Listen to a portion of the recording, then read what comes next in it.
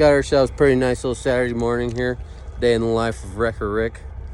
Got my VTech baby monitor on in case Smoke gets restless in her slumber, because it's just me and Smoke here today.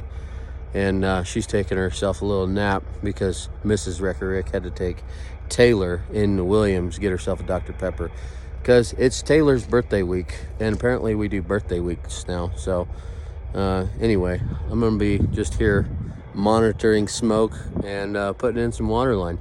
So I'm gonna dig down below the frost line, because here in northern Arizona it gets chilly and you got to put that water line below the frost line.